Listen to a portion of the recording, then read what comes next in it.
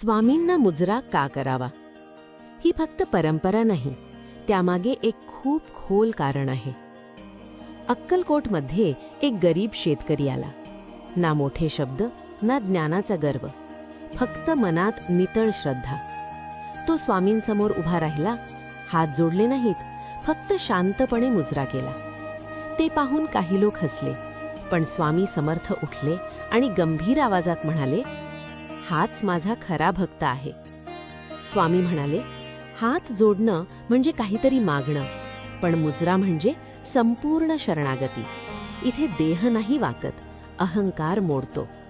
त्या दिवसापासून त्या शेतकऱ्याचं आयुष्य बदललं, कारण तो मागायला नाही, स्वतःला बदलायला आला होता.